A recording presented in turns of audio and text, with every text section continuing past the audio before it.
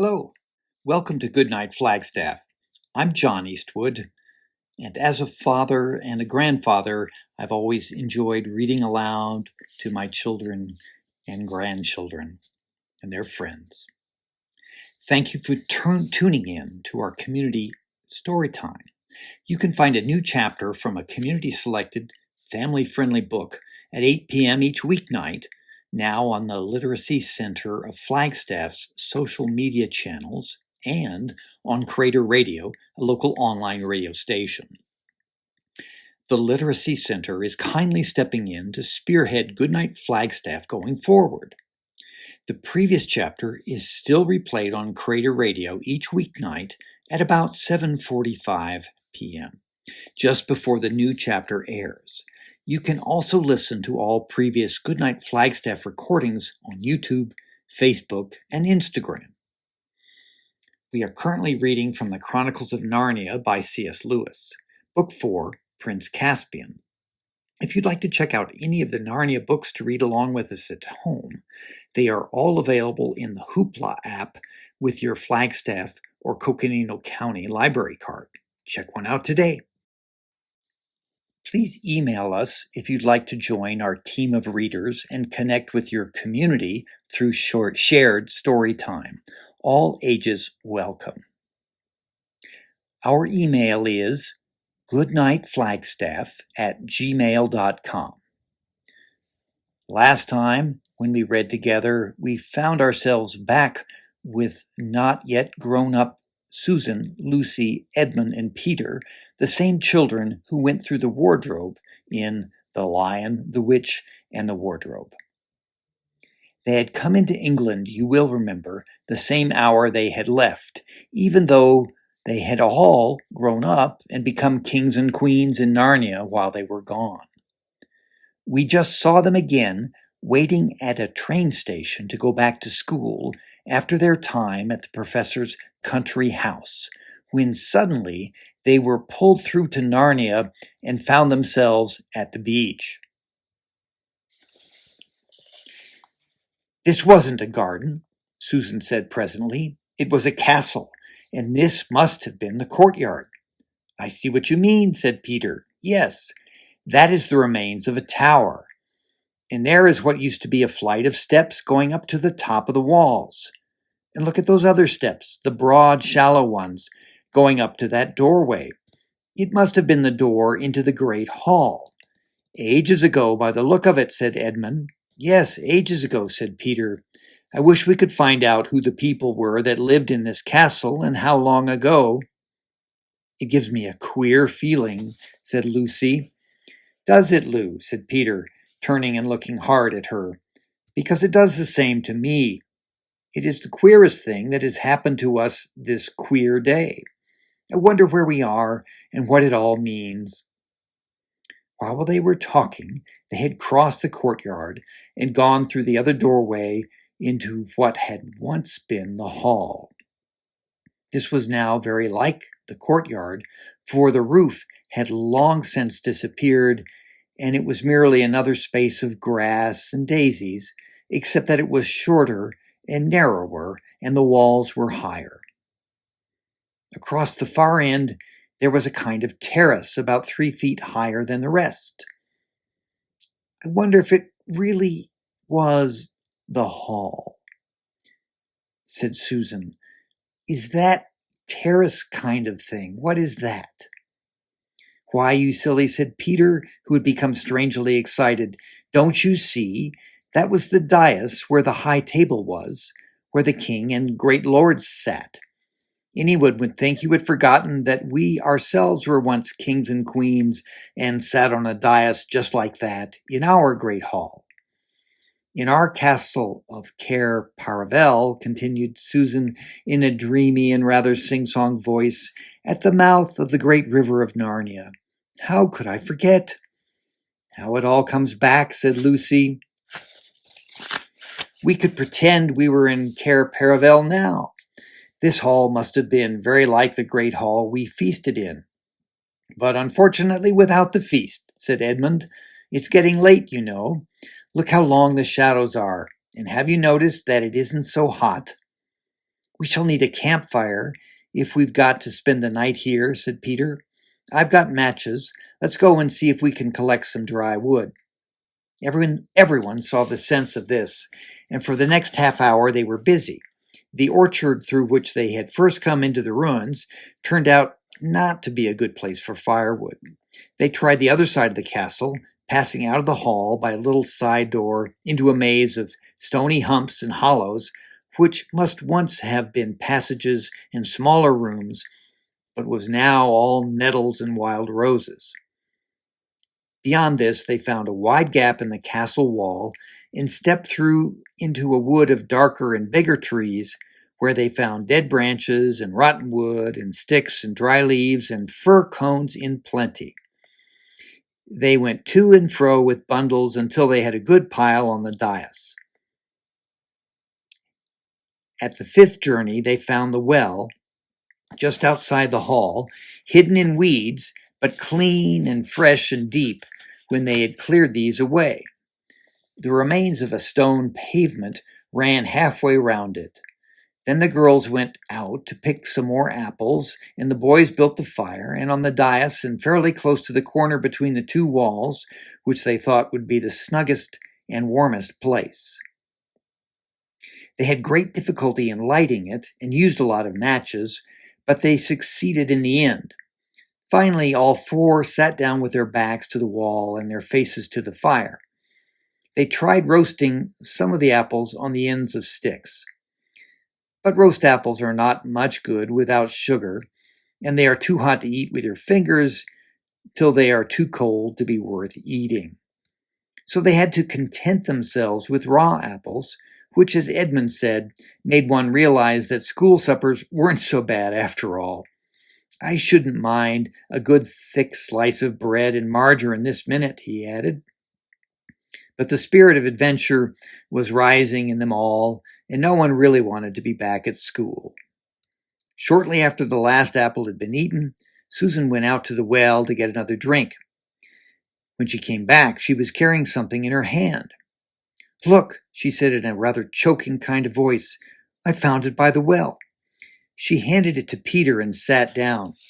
The others thought she looked and sounded as if she might be going to cry. Edmund and Lucy eagerly bent forward to see what was in Peter's hand. A little bright thing that gleamed in the firelight. "Well, I'm jiggered," said Peter, and his voice also sounded queer. Then he handed it to the others.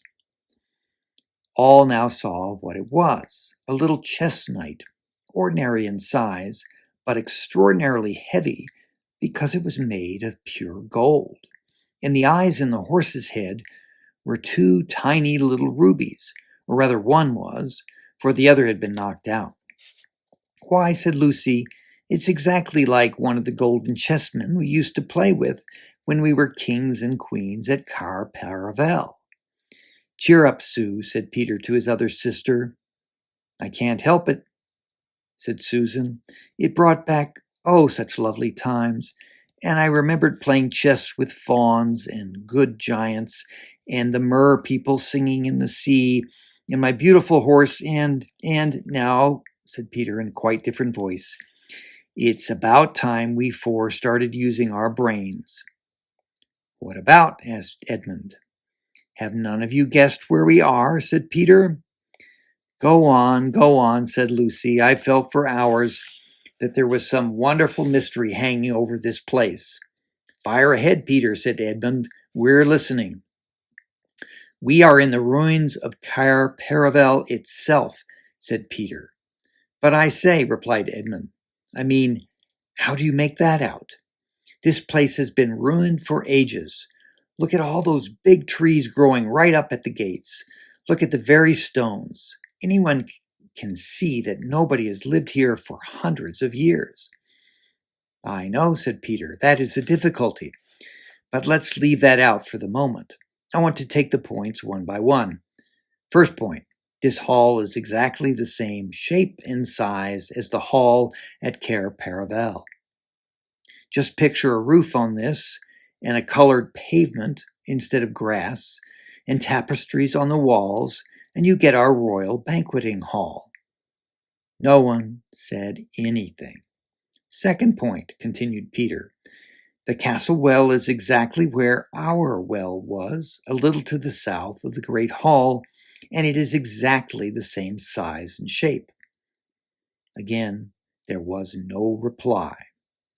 Third point, Susan has just found one of our old chessmen, or something as like one of them as 2 peas. Still nobody answered. Fourth point, don't you remember? It was the very day before the ambassadors came from the king of Calormen. Don't you remember planting the orchard outside the north gate of Cair Paravel? The greatest of all the wood people, Pomona herself, came to put good spells on it. It was those very decent little chaps, the moles, who did the actual digging.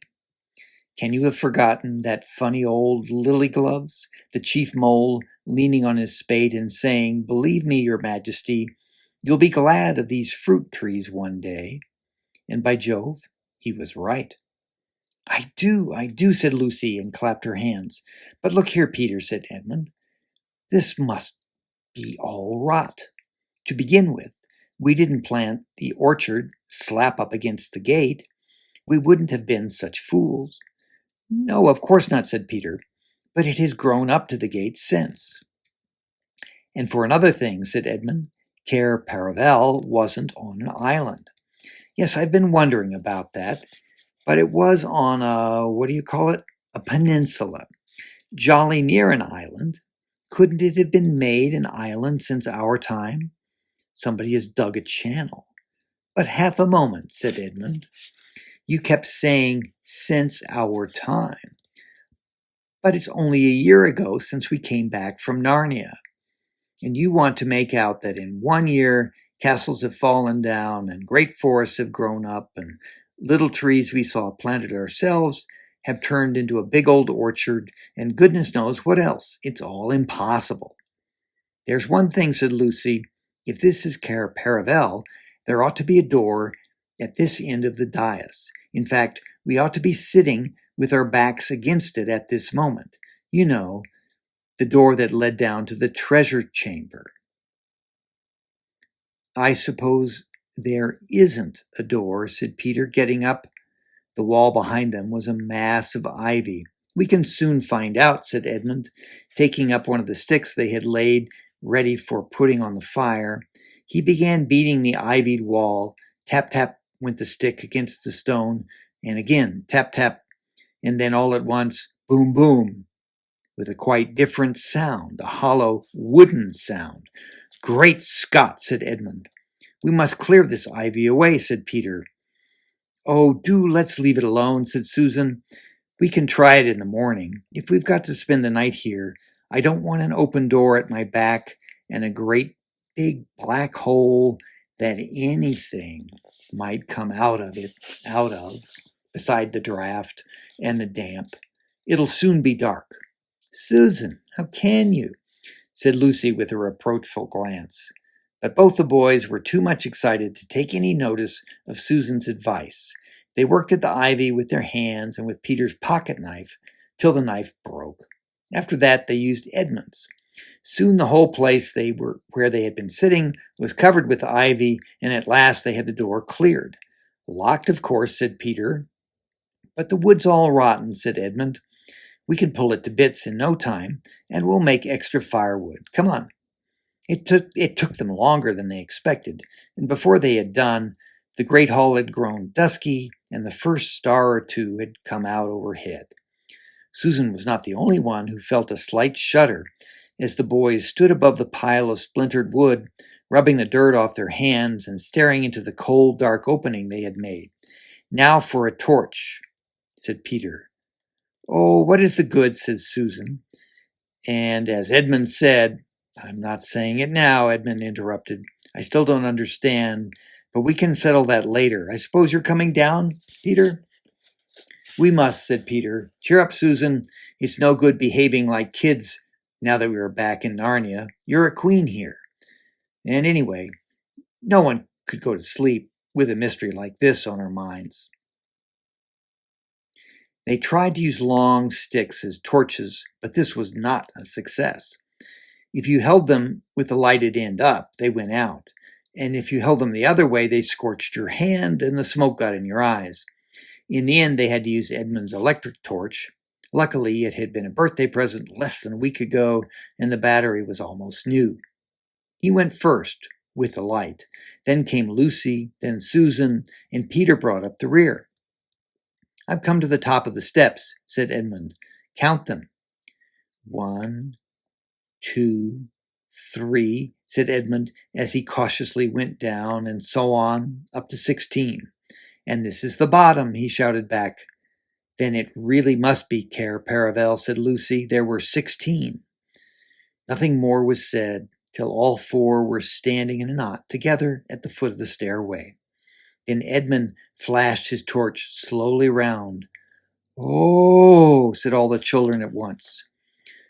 For now all knew that it was indeed the ancient treasure chamber of Cair Paravel, where they had once reigned as kings and queens of Narnia. There was a kind of path up the middle, as it might be in a greenhouse, and along each side at intervals stood rich suits of armor, like knights guarding the treasures. In between the suits of armor, and on each side of the path, were shelves covered with precious things, necklaces and arm rings and finger rings and golden bowls and dishes and long tusks of ivory, brooches and coronets and chains of gold and heaps of unset stones lying piled anyhow as if they were marbles or potatoes, diamonds, rubies, carbuncles, emeralds, topazes, and amethysts. Under the shelf stood great chests of oak strengthened with iron bars and heavily padlocked, and it was bitterly cold and so still that they could hear themselves breathing. And the treasures were so covered with dust that unless they had realized where they were and remembered most of the things, they would have hardly known they were treasures. There was something sad and a little frightening about the place, because it all seemed so forsaken and long ago. That was why nobody said anything for at least a minute. Then, of course, they began walking about and picking up things to look at. It was like meeting very old friends. If you had been there, you would have heard them saying things like, "Oh, look, our coronation rings. Do you remember first wearing this? Why, this is the little brooch we all thought was lost. I say, isn't that the armor you wore in the great tournament in the Lone Islands? Do you remember the dwarf making that for me? Do you remember drinking out of that horn? Do you remember? But suddenly Edmund said, "Look here, we mustn't waste the battery. Goodness knows how often we shall need it. Hadn't we better take what we want and get out again?" "We must take the gifts," said Peter, for long ago at a Christmas in Narnia, he and Susan and Lucy had been given certain presents which they valued more than their whole kingdom. Edmund had no gifts because he was not with them at the time. This was his own fault, and you can read about that in the other book. They had all agreed with Peter and walked up to the path to the wall at the far end of the treasure chamber, and there, sure enough, the gifts were still hanging. Lucy's was the smallest, for it was only a little bottle, but the bottle was made of diamond instead of glass, and it was still more than half full of the magic cordial, which would heal almost every wound and every illness. Lucy said nothing and looked very solemn as she took her gift down from its place and slung the belt over her shoulder and once more felt the bottle at her side where it used to hang in the old days. Susan's gift had been a bow and arrows and a horn. The bow was still there, and the ivory quiver full of well-feathered arrows. But, "Oh, Susan," said Lucy, "where's the horn?" "Oh, bother," said Susan after she had thought for a moment. "I remember now. I took it with me the last day of all, the day we went hunting for the white stag. It must have got lost when we blundered back into that other place, England, I mean." Edmund whistled. It was indeed a most shattering loss, for this was an enchanted horn, and whenever you blew it, help was certain to come to you wherever you were. "Just the sort of thing that might come in handy in a place like this," said Edmund. "Never mind," said Susan. "I've still got the bow," and she took it. "Won't the string be perished, Sue?" said Peter. But whether by some magic in the air of the treasure chamber or not, the bow was still in working order. Archery and swimming were the things Susan was good at. In a moment, she had bent the bow, and she gave one little pluck to the string. It twanged, a chirruping twang that vibrated through the whole room. At that one small noise brought back the old days to the children's minds more than anything that had happened yet. All the battles and hunts and feasts came rushing into their heads together.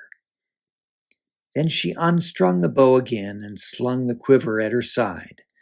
Next, Peter took down his gift, the shield with a great red lion on it and the royal sword. He blew and rapped them on the floor to get off the dust. He fitted the shield on his arm and slung the sword by his side.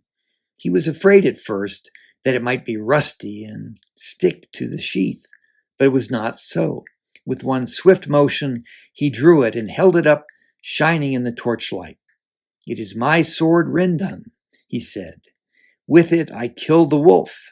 There was a new tone in his voice, and the others all felt that he was really Peter the High King again. And after a little pause, everyone remembered that they must save the battery. They climbed the stair again and made up a good fire and lay down close together for warmth. The ground was very hard and uncomfortable, but they fell asleep in the end.